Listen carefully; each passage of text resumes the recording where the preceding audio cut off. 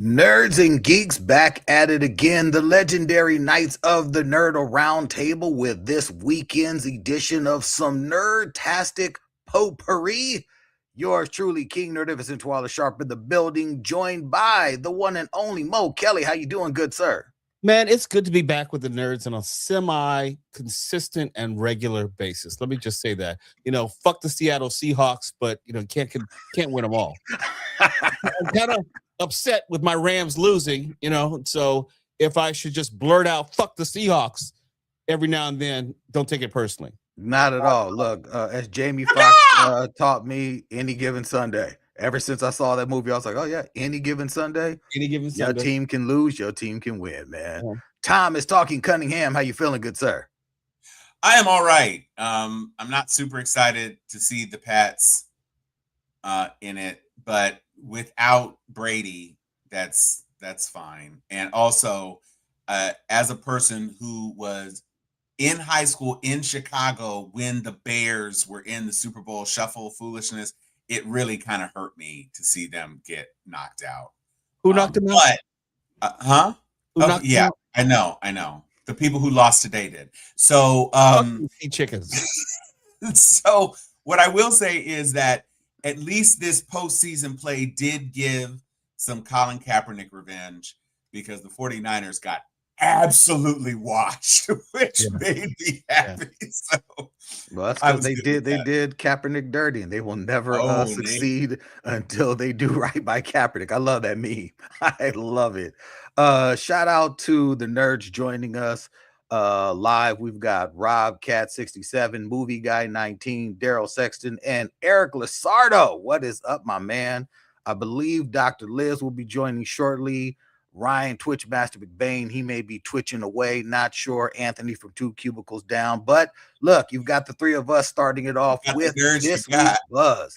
This week's buzz in the Nerdverse is something that I was worried we were not going to see because of all the disrespect that has happened at these award shows leading up thus far. Oh, and Dr. Liz joins us just in time as we're about to get into it, because as I was leading in, Dr. Liz, all the disrespect that we saw from the last 2 rounds of award shows with, for me, Sinners not being justly nominated and then being given awards like best box office draw or some shit like that. I was like, what are we doing right now? Sinners is literally hands down one of the top tier films. And for me, the people that have won in categories against any individual in the Sinners have not been justified. But this week, the Oscars, they showed up and they showed out, and they hit the Sinners with the most nominations, I believe, for any single film in an Oscar nominating period.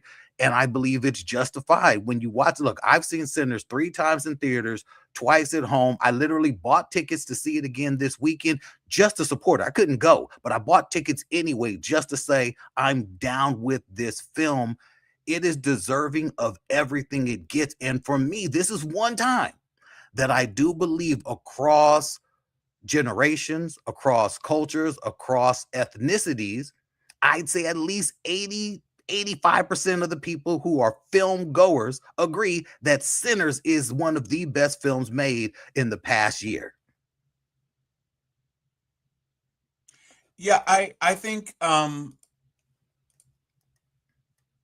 it was more than a film for me, because as everything that Coogler does, there's always a layered approach to it. And I think there were too many unmelanated people comparing it. Oh, it was just dead before dawn, from dawn till dusk, from dusk till dawn. And I was like, yeah, but no, it really wasn't. I tried to explain to people who had not yet seen it and who were contemplating seeing it. And there was one of my high school friends who is up in Chicago, and he was talking about going to see Sinners and one battle after another. And so I was saying both films are excellent, but they're definitely different. But the thing about Sinners is that it is nominally a vampire movie because there are vampires in it, but it is not a vampire movie. It is a movie about a whole lot of things, and the vampires are kind of like the MacGuffin. And one of the things that I really enjoyed about the movie that I think really makes it as strong as it is that it is the rare movie where everything literally takes place over the span of 24 hours. And so the storytelling necessarily has to be tight. And of course, you're not seeing a 24-hour movie, but they slice and dice. You get the intro, and then you get the prep, and then you get the introduction of the main antagonist, and then you get the nightfall, and then everything kicks into high gear. And so it was really, really, really well done in a way that Marty Supreme was not. Can I interject something? Of course. Because I think I'm going to be kind of the counterbalance to all the love that Sinners is getting. And I want to remind people to approach this with caution. I like the movie, but I didn't like overwhelmingly love it. Got to see it 4 and 5 times. But I don't think there's anything wrong with it. But I think people should be reminded of history. Yes, the Oscars are not the same today as they were in 1985, but I am reminded of The Color Purple, which received 11 nominations and not one Oscar win. I say that to say, don't get too caught up in the nominations, because Best Picture, you're talking about one of the 10 best.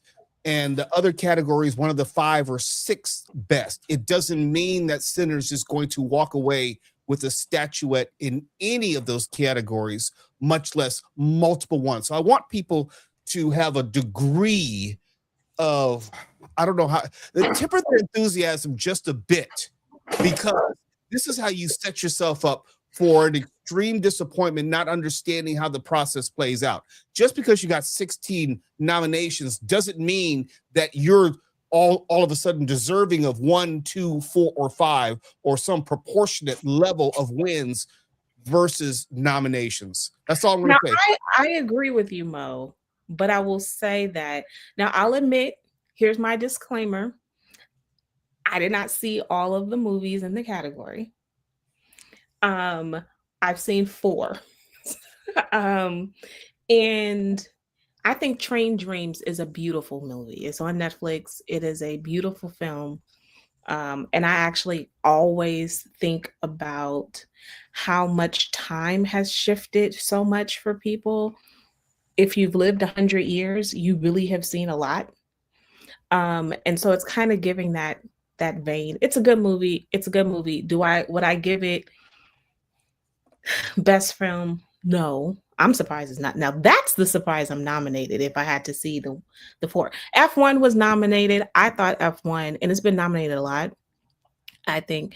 And I was kind of surprised at how much chatter is about it being nominated. I thought it was a really good movie. And I love the intensity. You were the edge of your seat. Mm-hmm. And I think it gives us it's an Apple movie, Apple TV, y'all. But I think it gives you a good sense on why action movies should be nominated. I know it's not an action, nobody's killing each other, but it is an action film when it's edge of your seat. Mm-hmm. And I think 2 parts that we need to, that the special part for me. 1, Brad Pitt looked healthy in this film. Like not drinking. Okay. Mm-hmm, mm-hmm. He just looks healthy and happier. And then the second thing, and that's just the second thing is the co-star. I know there's rumors of him being Black Panther, but I think that this is a good turning point to get him more recognition because he's a good actor. I am jumping on that. I don't think that Sinners is going to get a lot, but I am still jumping on the plane. I saw Sinners last night, and Ryan Coogler's films as a whole gets better every single time you watch it, because there's like all these little nuggets that you never really think about. And when you hear all of the interviews, and to know that some of the singing in the car was impromptu. Delroy, and then also to see how involved Ryan Coogler's wife was in some of these scenes. I just think that and there's nothing that you could cut from it where you're like, oh, I don't need to see this. Everything is so tight. versus Marty Supreme. I think Marty Supreme is going to win way more than what I think it should. And Tom did it better when he said in the chat, he's an asshole. Marty, this is a movie character. about Gotcha. the character is Mhm. a complete and utter jerk. Hey, Well- Dr. Liz, before you jump in, so we can remind people, up for Best Picture, just comparison point, we have The Secret Agent, Marty Supreme, F1, Frankenstein, the Netflix movie, One Battle After Another, Begonia, I couldn't even make it through that, Train Dreams, Sinners, Hamnet, and Sentimental Value. I've seen, to Liz's point, maybe 4 or 5 of them, Yeah. but it ain't gonna be Sinners. It just ain't gonna be. Now, and going back to your earlier point, for me, Sinners being nominated, for me, look, we talk about this, or we did talk about this all the time on the Mo Kelly show and later with Mo Kelly. These award shows, they're not for us. And when I say us, I'm not talking about black people. I'm talking about really and truly, they're not for your average film goer. The voting panel, they are not looking for the things that we're looking for, which is why some of the biggest films that we have loved have never seen the light of day. And then they create these erroneous categories just to try to bring the masses in to watch the Oscars. Say, okay, we're gonna give you best action choreography and nominate something like a Tom Cruise film, when it's like, dude, like, Tom Cruise should have been nominated Best Actor for some of his performances, for the acting he's putting in, the physical acting and all that he puts in. So for me, Sinners could walk away with 0 awards, and I would just shrug my shoulders and say, yeah, the Oscars is doing the Oscars, not on some Oscar so white stuff, but just the Oscars and the voting body does not recognize, for me at least, good filmmaking, which is why some films get nominated that absolutely should not be. For me, it is just the idea that they did not snub the film as they have in the past with films that are super deserving and absolutely get snubbed in all categories. If Sinners took place on a slave plantation, it would win. Oh, absolutely. Oh, absolutely. If it was a story of a slave, and a slave who was a vampire, and a white slave master who was able to save him through Christianity, all that. I actually think a little bit on the brighter note is because Sinners has been doing something. Whoever's pushing Sinners is doing an excellent job, because they having Ryan Coogler sit with James Cameron and having all of these, not trying to just box it in with him sitting with Spike Lee, which I did watch the interview, which was good, but they're putting it in the conversation with all of the people in the back who I think are trying to do a lot more maneuvering and campaigning for Sinners, to where I would be surprised that it would walk away with nothing, just because it feels like they're trying to give a nod to Ryan Coogler and Sinners in general. So I will say this. The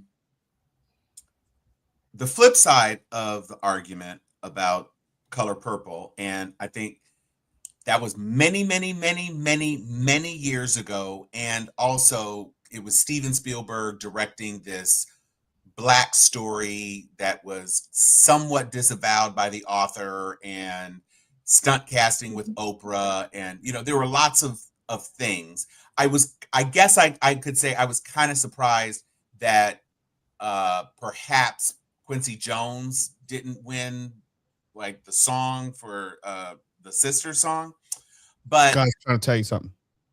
No, it was Sister. Celi's whatever. Yeah, that song. So what I will say is that I see 4 in a possible. I do not believe this is going to goose egg. I do not believe it. I refuse to believe it. And among the reasons why is the Titanic. Titanic won 11 Oscars, and that's a lot.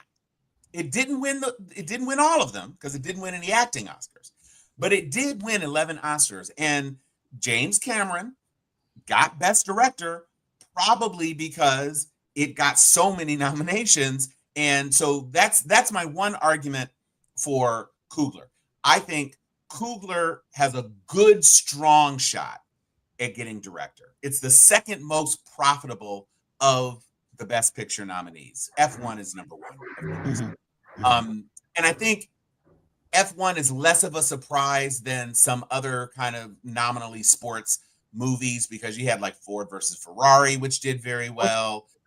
That was considered a serious film. And there's something about the machine part of racing and the singular competition of it that makes it a little bit different than like a football movie, for instance.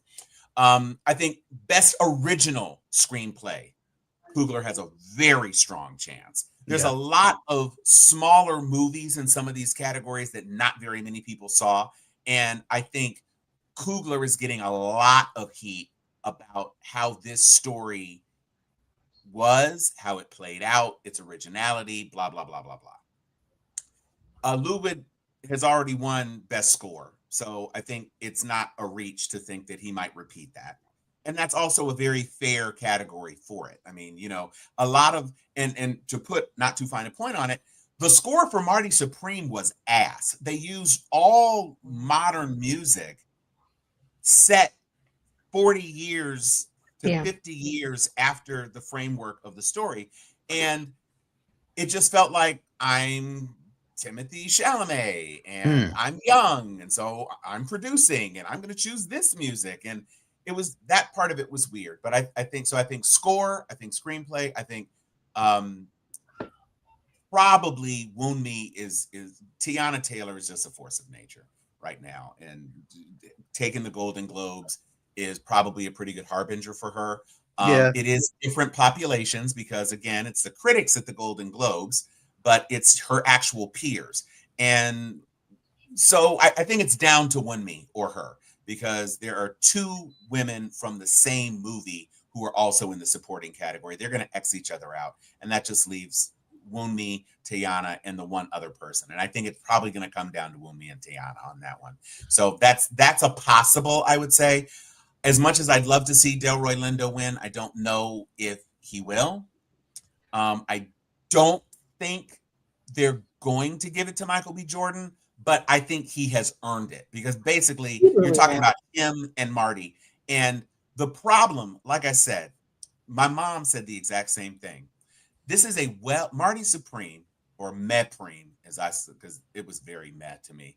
There's like 5 different stories, lots of unresolved dangling plot threads, but it was well acted.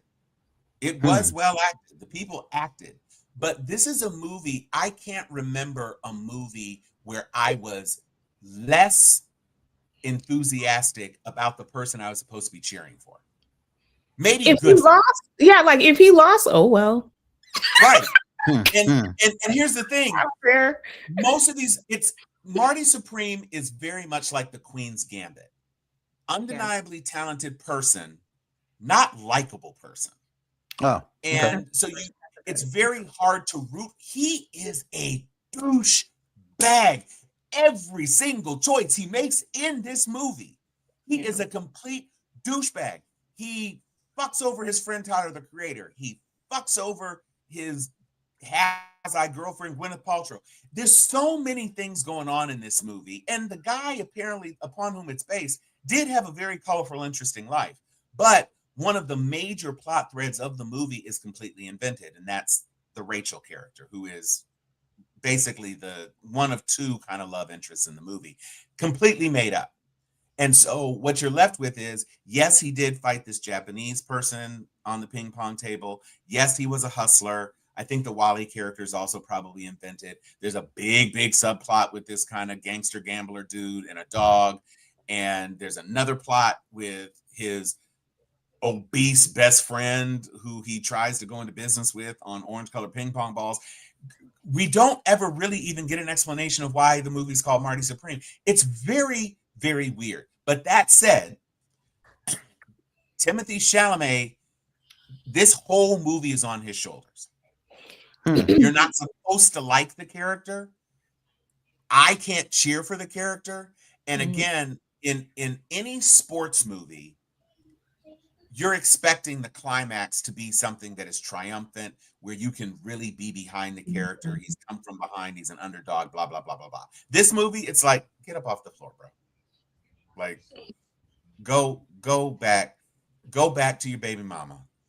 And so that being said, I don't know that Ruth is going to get it again, because she's already won twice, like in the last 3 years. And so that just feels like a lot. Again, deserved, but I just don't know. And I think there's probably a couple of other technical things that maybe the song, maybe the "I Lied to You" song. No. I was about to say, yeah, that's gonna be a lot. Well, I'm not saying. I'm saying it could. K-pop people. Oh yeah, K-pop Demon Hunters is the favorite, I would say, probably. Because K-pop Demon Hunters gets radio play. I don't think "I Lied to You" got radio play. Okay, but since Miles Caton was not nominated for an acting challenge, I could maybe see them giving that to them, because K-pop Demon Hunters isn't up for very much, and it appeals a lot to kids, which is not really the voting population. And so I think maybe the technical people who appreciate music more than just pop songs may go for something that was more rich and complex, especially if Göransson does take score as I anticipate. So I would say for a possible anything more than 4, I would say is a surprise. But I am expecting original screenplay for sure, because they want to give Coogler an Oscar. I think they want to give Coogler an Oscar for this movie. I mean, think about this. Ryan Coogler, every project he's had has been nominated. Yeah. And he has not have a non-nominated project. I know he didn't get nominated for an Oscar with Eyes of Wakanda, but that was nominated for NAACP award and some other awards. I mean, all of his projects have been nominated. And to be frank, I don't have a movie that he didn't do well. Like, I fundamentally love Fruitvale Station. I cannot watch that as yeah. That's a tough. I was just melted. And then I was thinking about this last night, knowing we were going to be here. I mean, as much as I love Creed, all 3, I liked Creed 2, but actually, if I put it on his back, I think Creed 1 is the thing, because it really Creed 1 is set the best. the tone. Yeah, Creed 1 is absolutely the best. Absolutely. Now, I will say, I would not be mad if One Battle After Another won Best Picture. I would.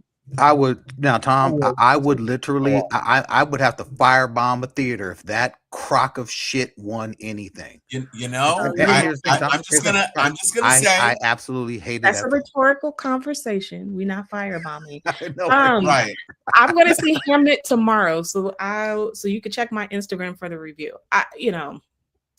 Yeah. So there's we have seen the top 3 on the show. Okay, and I think her performance of the daughter, Leo's daughter. Yes. Oh yeah. Mm-hmm.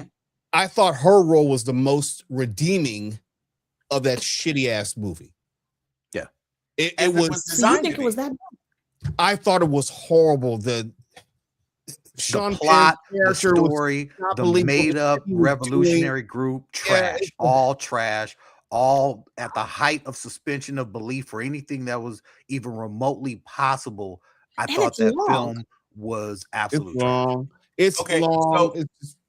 So here's all I will say. Like I said, Sinners had these nominal vampires. One Battle After Another had the nominal absurdist aspects of the script. So the Christmas Club and Sean Penn's maniacal whatever, and the whole border town that had the built-in infrastructure or the anti-ice whatever. What I will say is that as outlandish as some aspects of One Battle After Another were, what country are we living in right now? Oh no! Trust me. So, all of that, I caught all that as thinly as they laid it out. There was nothing deep about what they were doing, and it's very but that was still whack. And I didn't think it was supposed to be deep. I think it was supposed to be archly satirical, which is why I was able to enjoy it. I didn't enjoy every aspect of it. I thought Regina Hall was very good. Okay, let me ask you guys a question on the Regina Hall part. Are we just like Delroy Lindo? Because I think that he's been overlooked tremendously. You know, me and Mo are in love with The Good Wife and The Good Fight. Yep. That man has played his behind off. And when we had him on our show, it was for The Five Bloods, and personally, I believe his performance in The Five Bloods was better than Sinners. Yeah. Okay. Yes. No, I agree. But what are we thinking? Regina Hall's being overlooked? Yes. Because I agree with that. Taylor was only in the movie for a good 25 minutes. Yeah, I think that her role of the performances in the film, just based on the performances, I thought her performance and the performance of the karate instructor, Benicio del Toro. I thought those were my two favorite performances. But Regina, her performance was the most believable of any of the characters, and I think that she was the one who was most invested in turning in a believable and realistic performance.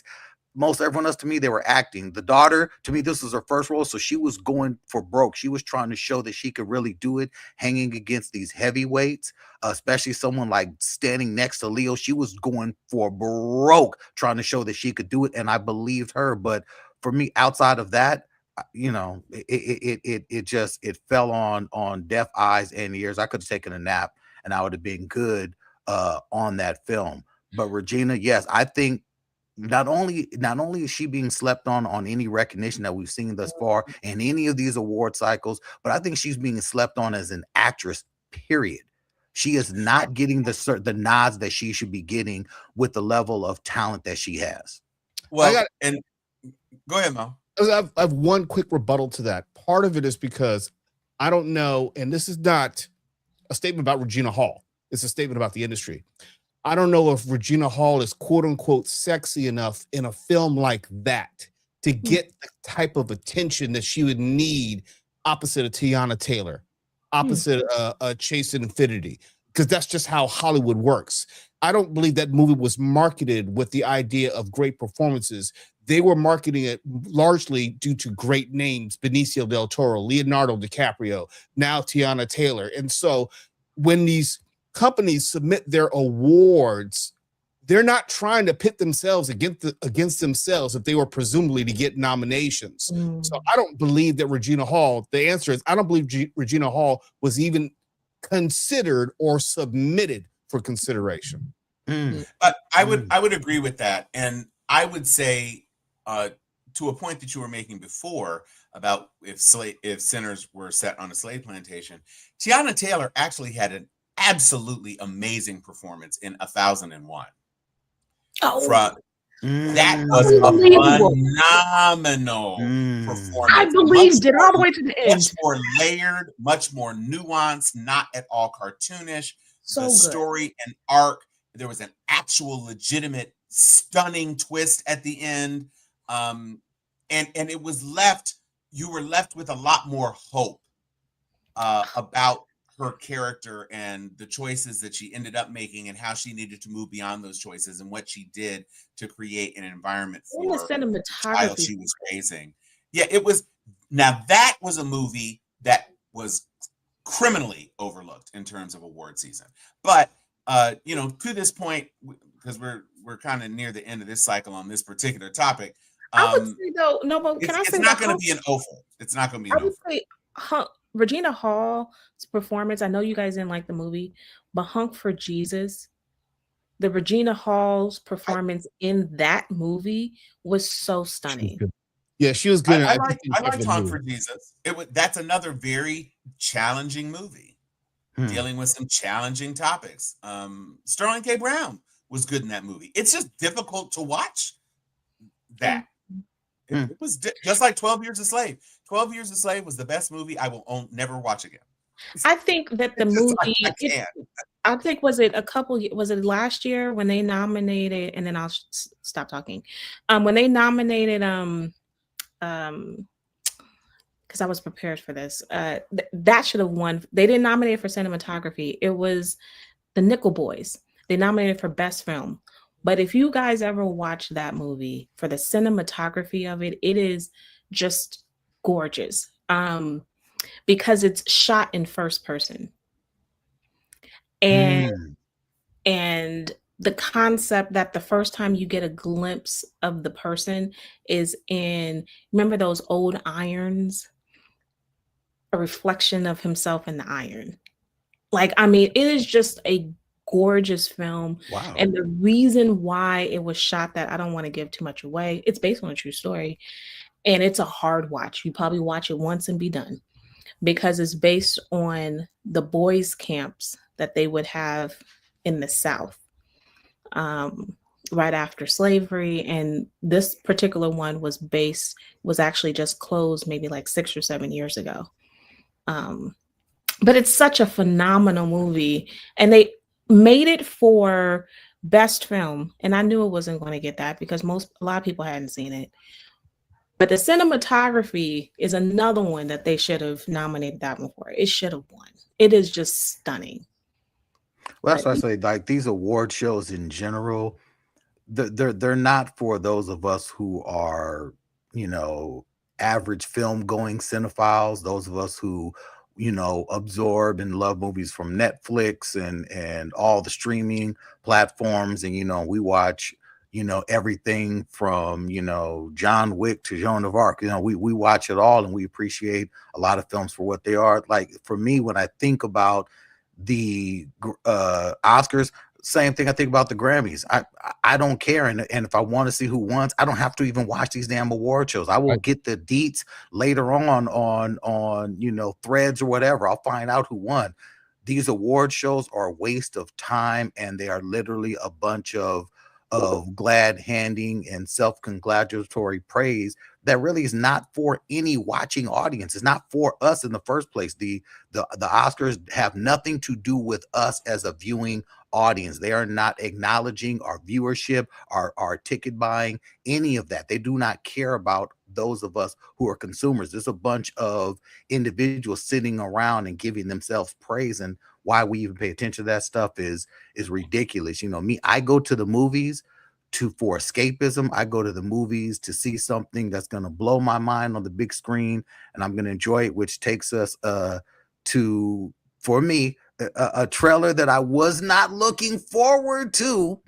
But when the trailer for Masters of the Universe actually dropped, I was surprised at how good I thought it was. And looking at the trailer for the new Masters of the Universe film, there are so many nods to the characters, from this 80s cartoon that, watched as a kid after school, and, collected all these damn action figures, had the Snake Mountain and the Castle Grayskull, had the non-moving Panthro. I mean, all these different characters. I had all these things. So for me to see a movie that I thought it was going to be a total goof, but it looks like they're actually trying to take it serious. And I like the trailer. Tom. Okay, so I have a question. Yeah. How is it that the planet Eternia apparently has the same barber as Caleb in Stranger Things? Because I do not know what is going on with Idris Elba's hair outside of that helmet. Man at Arms, he looks very Man at Arms-ish. Out of Man at Arms, he looks like Frederick Douglass's unwashed baby cousin. I do not understand. It's been a rough few years in Eternia. It's been a rough few years. But Adam always had the fly bob, right? So I don't understand how Man at War, Man at Arms, like the crazy. Look, I hope when he gets back to Eternia, they all go to the local shop. Idris gets lined up and gets his fro done, because I believe that when we see him in that trailer, it's been years since, Eternia has succumbed to Skeletor, and He-Man's coming back. And so after he gets back, that's when Idris will get in the barbershop. He'll get his outfit together, because his outfit was looking rough. Not Panther, but Battle Cat was looking, he was looking dusty. you know. But then when you see him later, he's very green. faded, wasn't he? Yeah, he was faded, but it's because he hasn't had any good food. You know, he's just been out there living on the lam. He's a wildcat with no mask. I'm just saying, everyone was rough. But the amount of characters that they're throwing into this film that you see when you look at some of the freeze frames, you see Trapjaw, you see Spikor, you see Roboto in there. You see so many characters. Fisto is knocking folks out. For me, this is like this is a nerd-tastic dream come true. Seeing this thing come happen. So somebody, I put this up on the screen from RobCat67 because he says he's excited for Masters of the Universe. I'm not even mad about pronouns on the desk nameplate. And so Stephen Miller was very mad about it. But here's the thing. His character name is He-Man. The pronoun is in his damn name. And if you don't think that pronouns on the nameplate was not about pronouns as much as it was about his name is finna be He-Man. That's why him was on the nameplate. It had nothing to do with wokeness. It was all about a joke because he is the man. And the crazy thing about the phenomenon that this property has become, the backstory is Star Wars action figures sold. Yep. A crap ton. And so they were like, well, we have to do our own thing. Hence, you have a big sword. Thundar the Barbarian had a fire sword, which was like a lightsaber. He's got a big sword that is imbued with power by magic. They had these casts for these figures, and they were like, well, who is this thing with the skull going to be? And who is this monkey-looking thing going to be? And who's this guy in all the armor? What's his story? Why does this tiger have armor? What color should the tiger be? And then they built the mythology around the basic. All of these body parts were all bulging biceps and pecs. And they were like, so they're all He-Man. And one He-Man just ain't got no flesh on his face because he's a skeleton. Yeah. Until we meet again. So I'm just saying. The voice never matched. I mean, come on. It never and matched. I don't know what Jared Leto is going to do, but Skeletor character design looks good. Yeah. He looks appropriately menacing. I was never a big He-Man person to watch those cartoons. I really wasn't. But you know, I'm glad it looks better than the Dolph Lundgren version. And so there's that.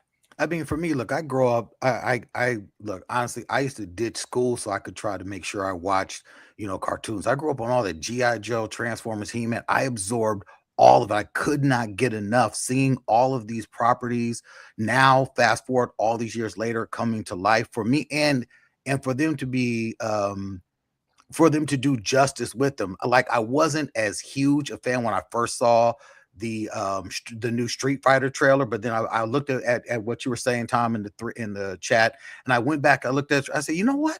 I'm gonna give this a shot too, because you know why? Because I love all this nerd shit happening on the big screen. I cannot get enough of it.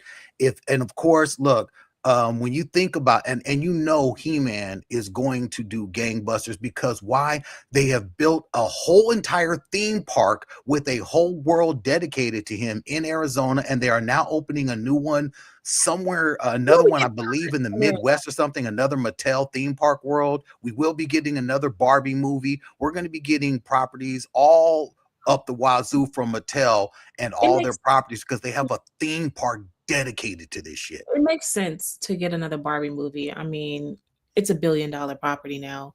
But did anybody, I don't remember if we talked to, I'm sure we may have, because I watched it, She-Ra, right? Oh yeah, the animated series. I didn't like the last season, but I mean, I guess if they're going to get mad at the He-Man pronouns, then don't watch the last season of She-Ra.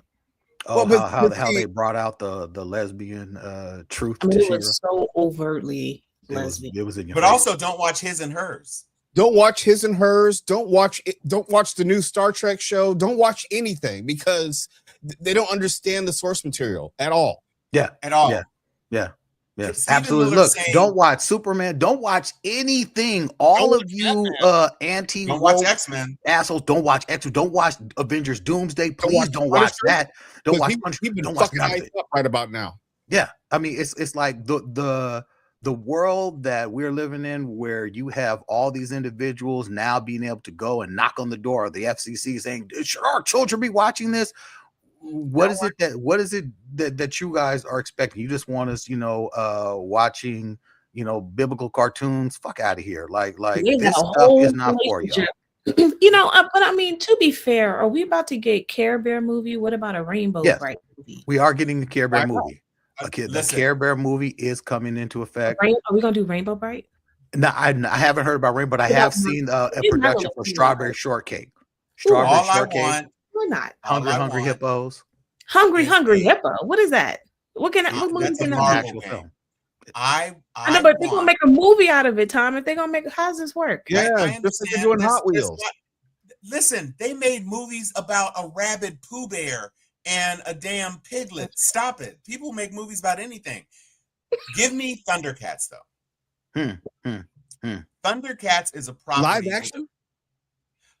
No, Avatar style. Okay. I want okay. I want fully real, photorealistic Let's not do animation. that. Yeah, okay. Okay. Because actors couldn't do it. No. If you had Zoe Saldana as Chitara, and you had, pick a brother with a deep voice, Keith David as Panthro. Pick a person to be. It probably would be somebody like Chris Pratt as Lion-O.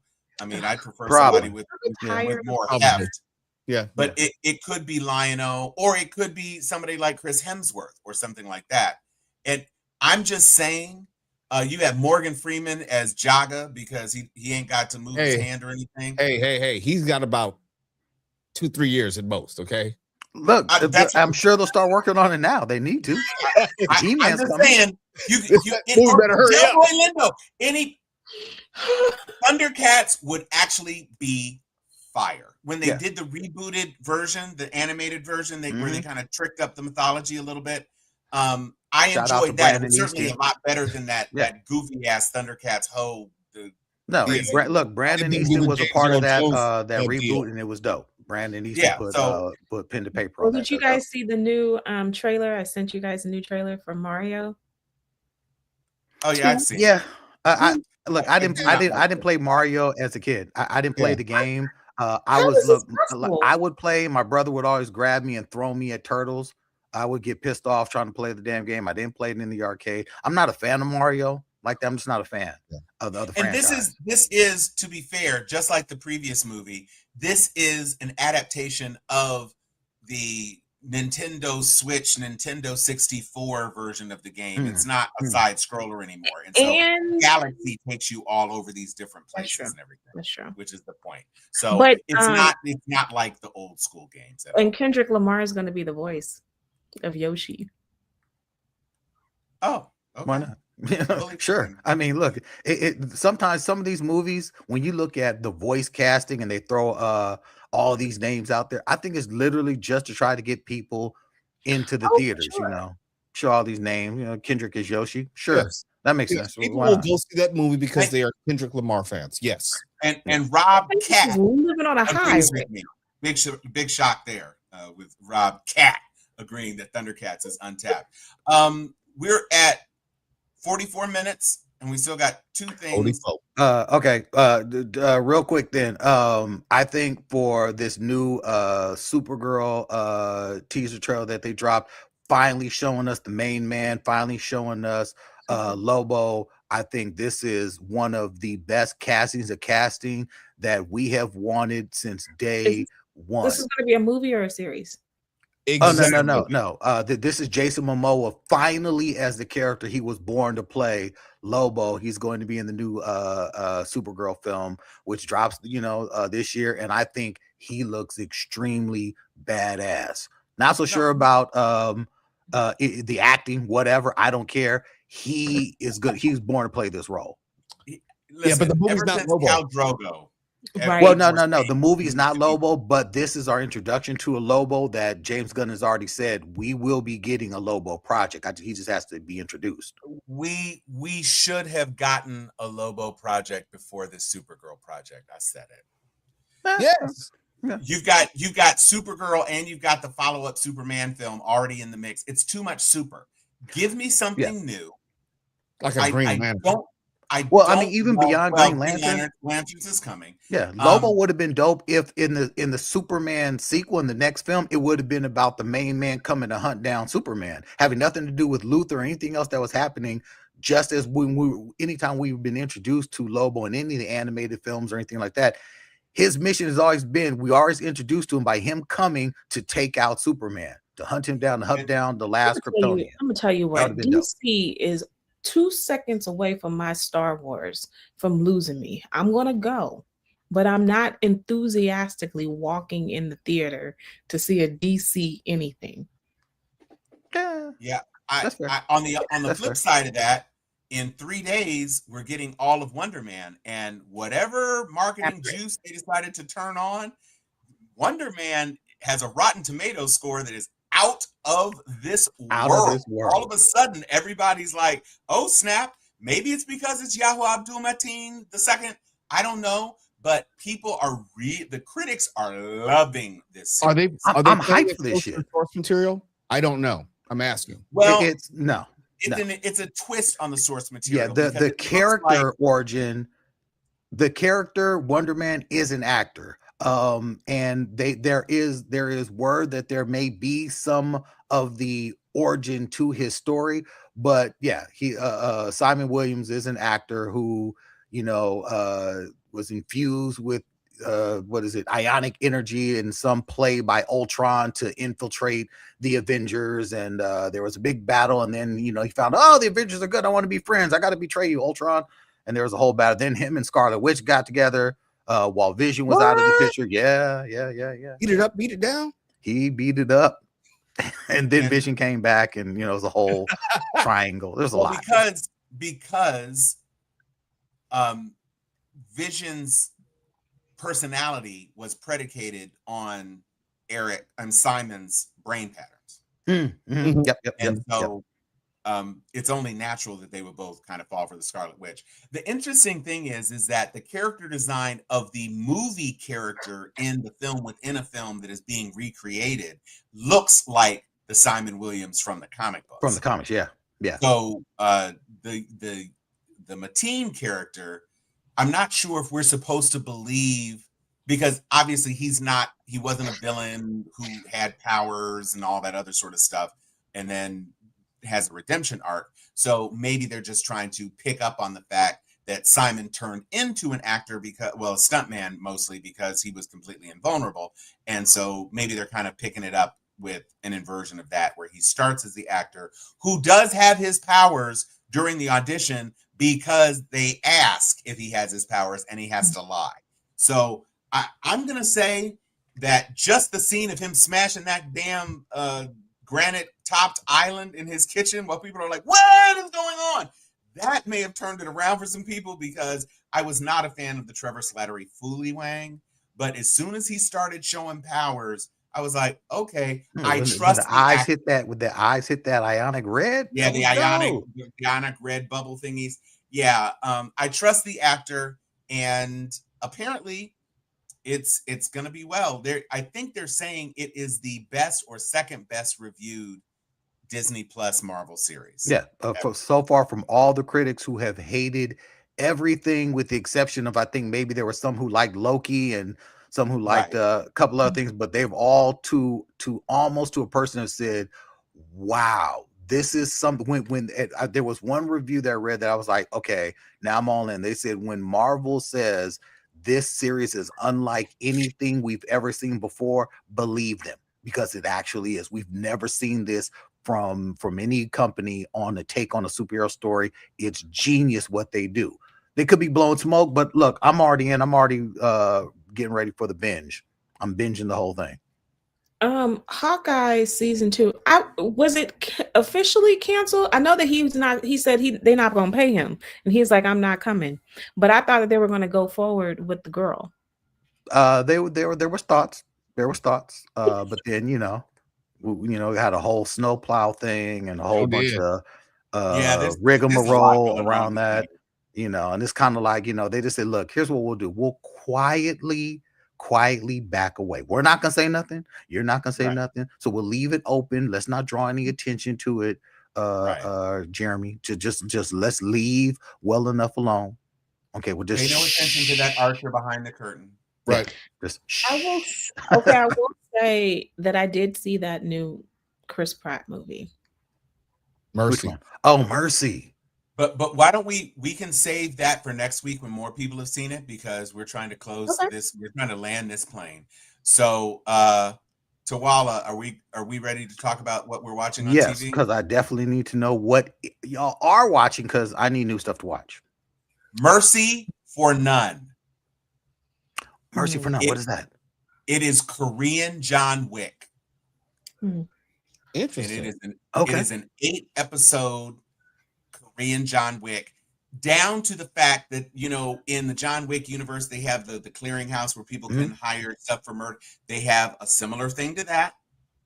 You've got corrupt cops. You've got 2 warring factions. You've got a John Wickian, implacable, boogeyman.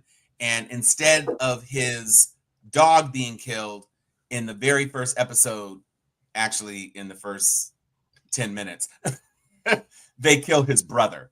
And he don't like that. What network? This is on Netflix. Oh, okay. I've got that. Mercy No More. Mercy for None. Mercy. I don't have Apple, so I'll never know what's good on there. But what is good on there, Liz? Actually, Movie Guy asked a question about A Night of the Seven Kingdoms, and it's getting a lot of plays on HBO. Already renewed for a 2nd season. Oh, that's the spinoff from the Dragon. But I'm gonna say that I do not like what's happening at the moment. I thought I know a lot of people liked it. They're like, oh, it's light. I'm gonna watch it. I'm gonna keep watching. Yeah, it looks funny. There's no incest and no murder. Probably murder. But no this incest. is supposed to be the family line that's attached to the knight in Stark? Lannister? But it's supposed to be the tall woman. The tall. This is her family line. The Lannister. Okay. No, she's not a Lannister. No, not the Lannister. The tall blonde one. Who plays Death in Sandman. Gotcha. I care. I mean, she was in love with Jaime Lannister. Yeah, she was. Why do I care about that particular character? I do not know. And the thing that bothers me did you hear about, well, I don't want to get into it, but there's a big hoopaloo about the whole series. But anyway, I'm not recommending it, but I'm watching it. I think it's boring, but teach you. What you watching, Mo? Since we last talked, there was a note from Tom in our personal text about his and hers. I had just started it at that point. I don't think we discussed it here. I'm just going to say very quickly, if you haven't seen it, go your ass and watch it. It is a well-told story. Not perfect. I have some questions about character motivations and how things could be done or not known, but I think it was worth my time. It's a 6-part limited series, and the end, you're going to wrestle with it for a while. Wait, no, what is that the one with Bernthal and Tessa Thompson? Okay. And they play an estranged married couple. That's not getting never should have been married. Right. Yeah, I don't see that. If you think fine ass Tessa Thompson ends up with the accountant's baby brother, I got a knuckle sandwich for you. There was no way that they chemistry. looked like they were estranged. I mean, they looked like they were strange, not estranged. They were a strange couple together. Okay, I think part of your problem is that Tessa Thompson and Michael B. Jordan have great chemistry. So seeing her with other They do In on Creed 1, In Creed, 2, and 3. They have great chemistry. It's a Tessa false Thompson pretense. does not have a You great assume chemistry we with have hardly we're anybody else. comparing chemistry. We're looking Right. at just those two people, John Berthal, Tessa Thompson. We're talking They about look human like- beings. They look Those like two they human were. beings. It was Chemistry. the first read in for a high school table read or something. It was just nothing there. It was, No, and he is not good. He is too New York to be an Atlanta backwoods sheriff, and he leaned into this one repeated word trope, which I never bought. I didn't like it. And apropos of nothing at all, where is Tessa Thompson's character's white father? Because ain't no way that actor from A Fall from Wigs, which is what I call the A Fall from Grace movie that she was in Tyler Perry's universe. Damn. Ain't no way that sister had a Tessa without a whole lot of leche in the latte.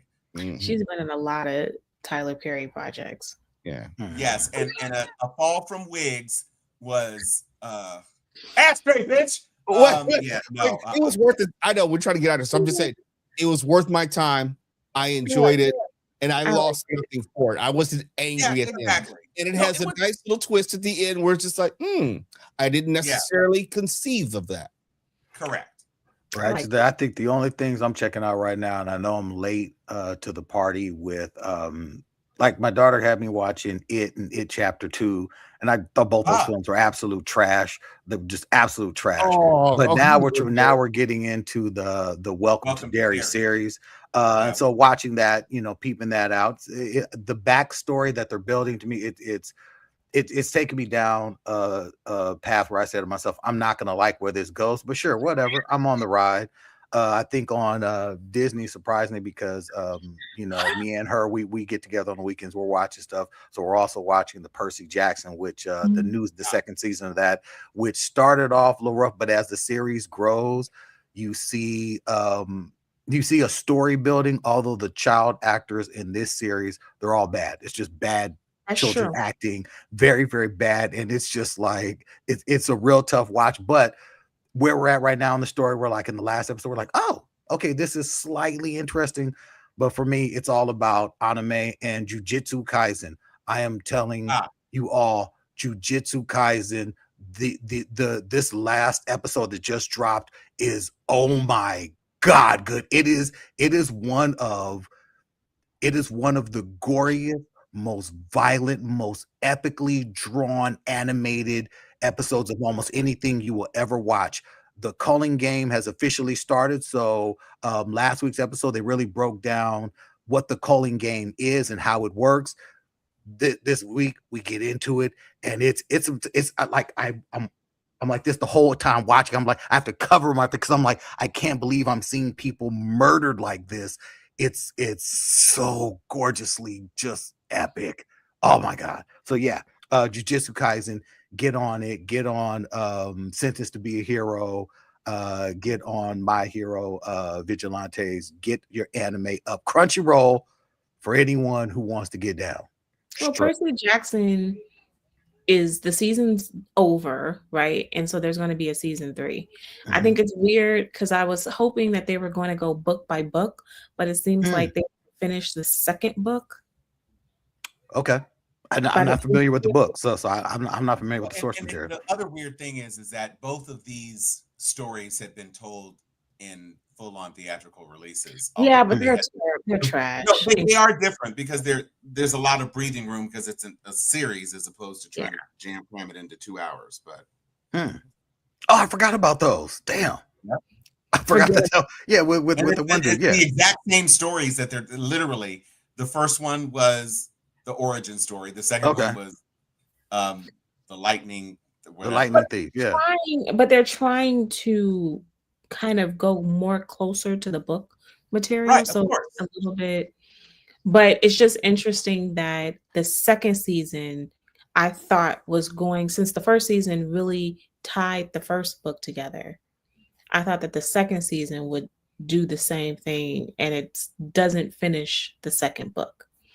So Yeah, it's gonna be that's hardly surprising in this day and age.